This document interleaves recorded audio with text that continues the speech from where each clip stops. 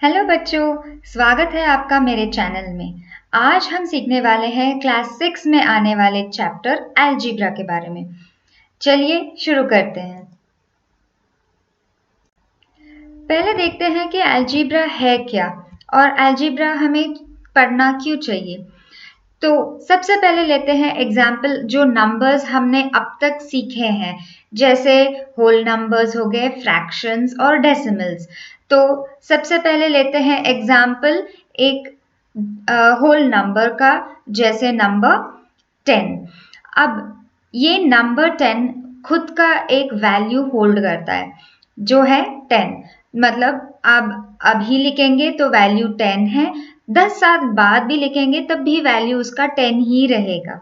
सो इसका मतलब है इसका वैल्यू कांस्टेंट है। तो ऐसे नंबर्स जिसके अपने वैल्यू होते हैं, जैसे होल नंबर्स, इंटीजर्स या फ्रैक्शंस, डेसिमल्स, इन सबको हम कहते हैं कांस्टेंट्स। अब एक अलग से एग्जाम्पल लेंगे, जैसे आपका एज है, आपका उम्र है, फॉर एग्जाम्पल अभी है 11 ईयर्स ओल्ड। तो अभी आप 11 साल के हो। 11 साल 2022 में हो और 2 साल बाद आपका उम्र बढ़ जाएगा। 2024 में आपका उम्र हो जाएगा 13 इयर्स।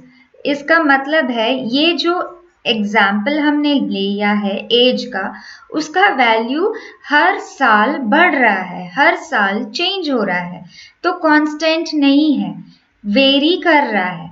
तो इसीलिए हम इस ऐसे एग्जाम्पल्स को वेरिएबल कहेंगे। वेरिएबल। नाउ ऐसे कई सारे एग्जाम्पल्स हम ले सकते हैं, जैसे आज का टेम्परेचर है, जैसे दोपहर में टेम्परेचर हो जाएगा 30, गर्मियों में और ज़्यादा हो जाएगा, सर्दियों में कम हो जाएगा 10, 5 और कहीं कहीं तो और कम होता है।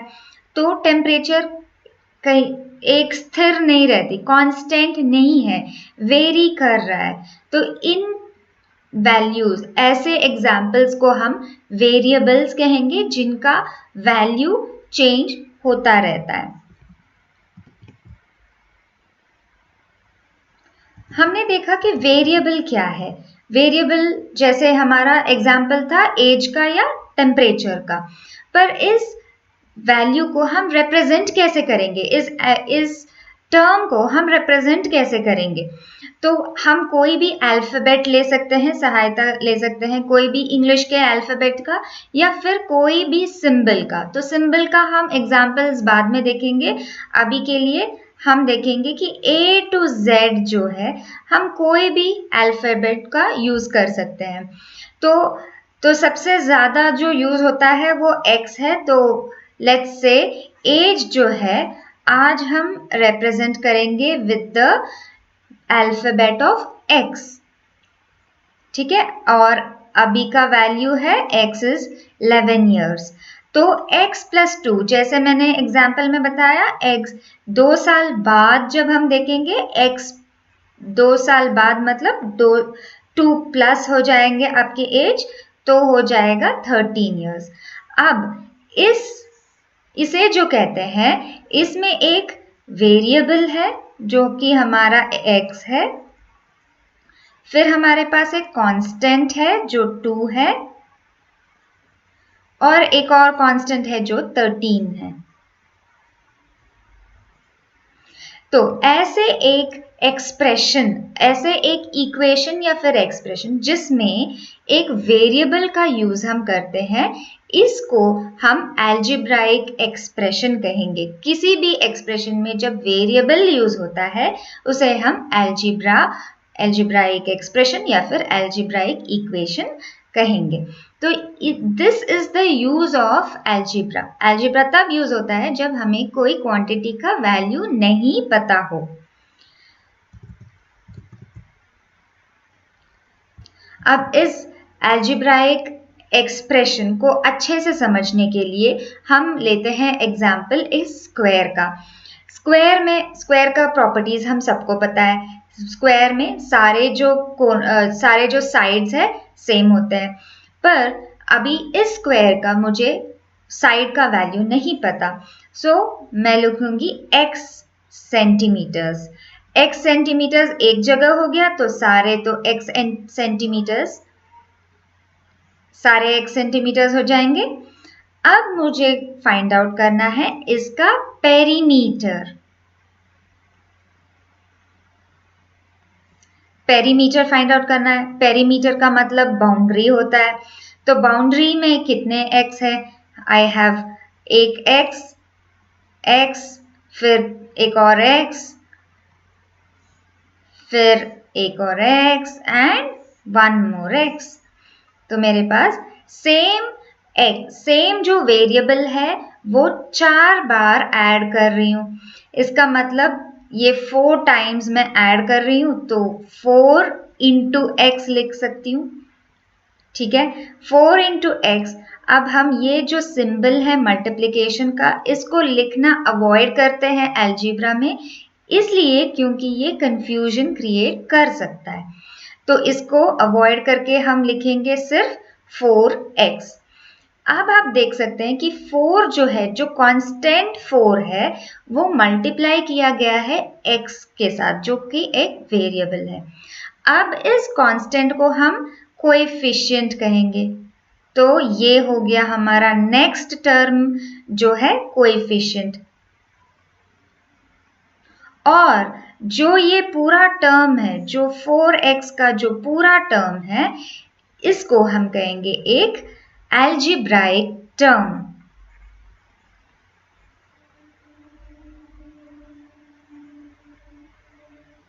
तो ये हो गया एक algebraic term.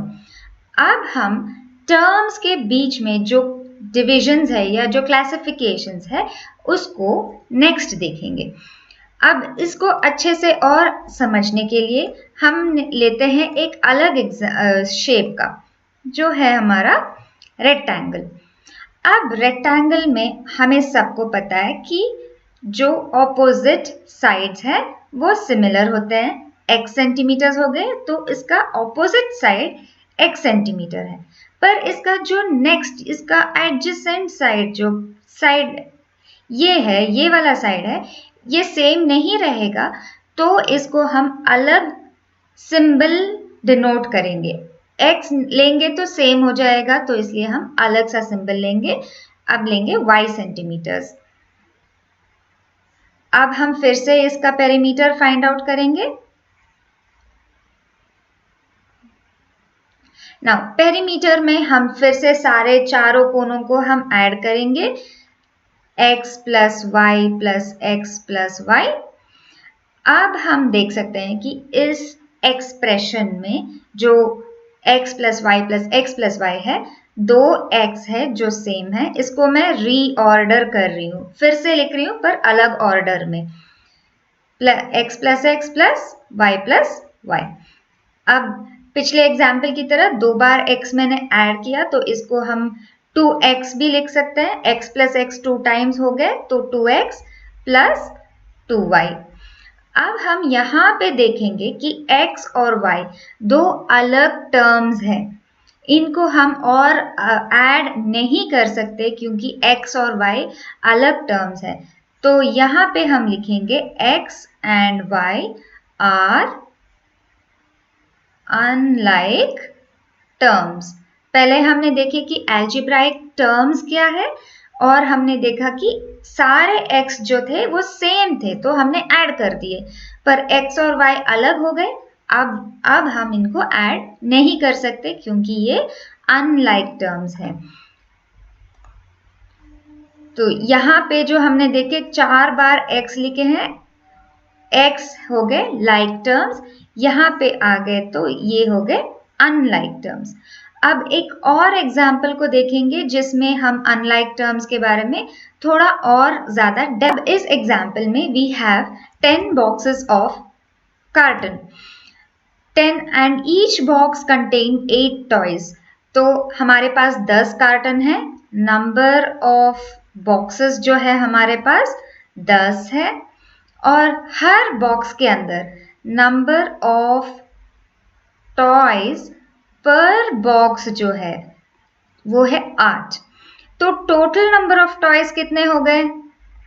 Total number of toys simple है, दोनों को हम मल्टीप्लाई करेंगे, हमारे पास 10-10 बॉक्स है और हर बॉक्स के अंदर 8-8 खिलौने हैं, तो टोटल मिला के 10 into 8 हो गए, तो इसमें 80 टॉयज हो गए। अब इस क्वेश्चन में हम जोर देंगे इसके यूनिट्स पे। हमारे पास 10 बॉक्सेस है, हर बॉक्स में 8 टॉयज है, मतलब टॉयज पर बॉक्स, ये सिर्फ टॉयज नहीं है, टॉयज पर बॉक्स हो गए। टॉयज पर बॉक्स है हमारे 8 और टोटल नंबर ऑफ टॉयज जो है वो है 80। ऑलराइट, अब इस क्वेश्चन को थोड़ा सा मैं चेंज करूंगी। अब इस 10 के बजाय हम एक वेरिएबल लिखेंगे यहाँ पे, x number of boxes हो गए। If we have x number of cartons and each box, each carton contains 8 toys, 8 toys नहीं, अब हो गए y toys। तो मेरे पास x number of boxes है और हर बॉक्स के अंदर y number of toys है। तो हमें जानना है कि पूरा मिला के कितने है हमारे पास। तो स्टेटमेंट्स तो सेम ही रहेंगे, राइट। नंबर ऑफ बॉक्सेस हो गए x, नंबर ऑफ टॉयज पर बॉक्स हो गए y, तो टोटल नंबर ऑफ टॉयज हो गए x इंटू वाई, जो कि मैं लिखूंगी xy।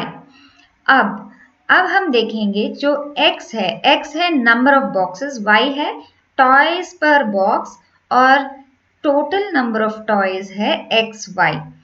तो ये तीनों जो है सारे अलग अलग यूनिट्स के हैं, इनके यूनिट सारे अलग अलग हैं। तो अब हो गए ये तीनों अलग अनलाइक वेरिएबल्स, ये हो गए अनलाइक वेरिएबल्स।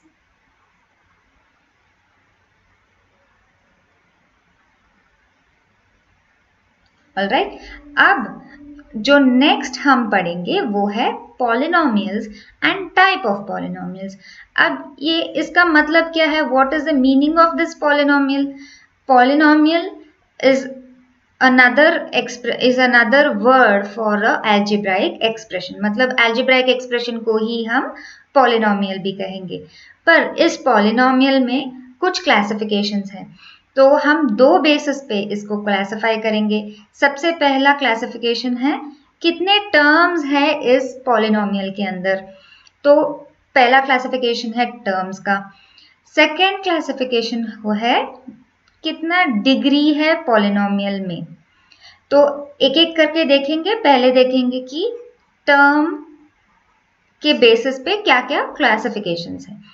अब जो हमने पहला एग्जाम्पल देखा था पेरीमीटर ऑफ अ स्क्वायर, जब पेरीमीटर ऑफ अ स्क्वायर हमने लिया था, हमारे पास तो एक ही टर्म था 4x, एक ही सिंपल सा टर्म था, तो इसको हम कहेंगे मोनोमियल। मोनो का मतलब है 1, मोनो का मतलब है 1, तो कोई भी पॉलिनोमियल, कोई भी एल्जेब्राइक एक्सप्रेशन जिसमें सिर्फ एक टर्म है, एक एल्जेब्राइक टर्म है, इसको हम कहेंगे मोनोमियल। जो हमने सेकंड एग्जाम्पल देखी थी वो थी perimeter of a rectangle, so that was 2x plus 2y। अब इसमें दो टर्म्स हैं, 2x एक टर्म है, 2y एक टर्म है, 2 टर्म्स आर देयर, तो इसको हम कहेंगे बाइनोमियल। बाई का मतलब दो हो गया, तो बाइनोमियल। अब इसी तरह आप सोच सकते हैं कि तीसरा क्या होगा। अगर तीसरा एक्सप्रेशन मैं ऐसे लिखूं 2x plus 2y plus 2xy, जैसे कि हमने देखा कि तीनों अलग टर्म्स थे, तीनों अनलाइक टर्म्स थे, तो ये हो गए 3 टर्म्स, तो इसको हम कहेंगे ट्राइनोमियल। राइट। तो ये हो गए classification based on the number of terms. अब देखेंगे next based on the degree. तो डिग्री, पहले डिग्री के बारे में पढ़ने से पहले हमें जानना पड़ेगा कि पावर क्या है। ओके, अब हम लेंगे फिर से एग्जाम्पल स्क्वायर का, पर इस बार हम एरिया फाइंड आउट करेंगे स्क्वायर का। x सेंटीमीटर्स और x सेंटीमीटर्स ही है। Area of a square, okay, area of a square is nothing but side into side, side into side है। तो ये है x सेंटीमीटर और x सेंटीमीटर। अब हम देखेंगे x इंटू एक्स। अब सेंटीमीटर को यहां से हटा देंगे। x centimetre into x into x. x into x कैसे लिखेंगे? जब x इंटू एक्स की बारी है, मतलब दो लाइक टर्म्स को जब हम मल्टीप्लाई करते हैं तो x x हम x x लिख सकते हैं। पर अगर मेरे पास बहुत सारे हैं, x इंटू एक्स मेरे पास 10 बार मैं लिखूं तो x लिखते जाऊं तो कंफ्यूजन हो जाएगा। तो इस कंफ्यूजन को अवॉइड करने के लिए हम इसको लिखेंगे x to the power of 2। तो ये 2 क्यों आया? 2 इसलिए आया क्योंकि हमने x को 2 बार मल्टीप्लाई किया। तो ये जो 2 हम लिखेंगे ऊपर, ये वेरिएबल के ऊपर जब हम ये नंबर लिखते हैं, इसको हम कहेंगे power of a variable. Power है 2 और इसको हम कहेंगे बेस। तो x हो गया बेस और 2 हो गया power, x to the power of 2। इसको हम कहेंगे x to the power of 2। और इसको हम ये भी कह सकते हैं x स्क्वायर्ड, x स्क्वायर्ड। ठीक है, ये शॉर्ट फॉर्म है। तो अगर हमने लिखा x to the power of 3, अब इसका वैल्यू है x इंटू एक्स, मतलब जितनी भी नंबर ऊपर लिखी है उतनी बार मुझे मल्टीप्लाई करनी पड़ेगी सेम बेस को, राइट। अब अगर मैंने लिखा है x to the power of 4, तो ये हो जाएगा x into x into x into x. और अगर यहाँ पे मैंने लिखा है y to the power of 2, इसका ये भी मतलब है कि यहाँ पे y भी 2 बार आएगा। All right, now this is the power of a variable। अब इस टर्म का डिग्री क्या होगा? इस टर्म का डिग्री बहुत ही सिंपल है। जो पावर एक ही वेरिएबल है तो उसका जो पावर है वही डिग्री है। पर जब दो, इसका डिग्री हो जाएगा 2। पर इसका जब डिग्री की बात आती है, अब मेरे पास यहाँ पे कितने वेरिएबल्स हैं? 1 2 3 4 5 6। ठीक है, 6 तब भी आएगा जब 4 + 2 करूंगी। ऑलराइट, 4 + 2 = 6। तो द जो हो जाएगा, पावर जो हो जाएगा वो है 6। Now let's come back. Let's take a example which says 2x to the power of 4। Now यहाँ पे हमारा वेरिएबल है x और x का पावर है 4 और एक ही वेरिएबल है जो कि x है और उसका पावर 4 है, तो इसका डिग्री हो जाएगा 4। Alright, simple. Now alright, next let's take the example 8x cubed y to the power of 2। Now जैसे कि हमने अभी पढ़ा, इसको हम एक्सपैंड करेंगे तो हम लिख सकते हैं x 3 बार, क्योंकि x to the power of 3 है और y to the power of 2 है, तो y 2 बार। अब इसका डिग्री क्या हो जाएगा? यहाँ पे हमारे पास 3x है और y 2 बार है, तो 3 + 2, तो डिग्री बिकम्स 5। यहाँ पे डिग्री है 5। ऑलराइट, नाउ लेट्स सी अगर यही एक्सप्रेशन को थोड़ी सी डिफरेंट टाइप में लिखूं, x y plus x. Alright, now what is the degree of this equation? हर अलग टर्म के अलग पावर्स है, अलग डिग्री है. इसका 5 है, इसका 2 है क्योंकि x to the power of 1 and y to the power of 1 है, एंड ये सिंगल टर्म है तो इसका पावर 1 है. तो डिग्री ऑफ एन एक्सप्रेशन वही होगा जिसका सबसे ज्यादा डिग्री पावर होगा. So 5, this is the 5th degree expression. This is the 5th degree expression. Alright, और यहाँ पे एक और बात भी हमने नोटिस की है कि जब भी हम एक एक्सप्रेशन को लिखते हैं उसको descending order of the degrees लिखेंगे, 5 to 1, ओके, और 5 4 3 2 1 ऐसे हम डिसेंडिंग ऑर्डर में लिखेंगे. ऑलराइट, तो इसके साथ हम आते हैं एंड ऑफ दिस वीडियो. इस वीडियो में हमने देखा कि अलजेब्रा क्या है, अलजेब्राइक टर्म्स का मतलब क्या है, फिर लाइक टर्म्स और अनलाइक टर्म्स के बारे में हमने पढ़ा, पॉलिनोमियल्स और टाइप्स ऑफ पॉलिनोमियल्स हमने देखा. तो आशा करती हूँ कि इस वीडियो से आपको अच्छी जानकारी मिली होगी, और अगर आपको ये वीडियो अच्छी लगी तो लाइक, शेयर और सब्सक्राइब करिए. और नेक्स्ट वीडियो में हम देखेंगे कि अलजेब्राइक इक्वेशंस क्या है, और देखेंगे कि कुछ एग्जाम्पल्स जिनको हम सॉल्व करेंगे. Thank you for watching.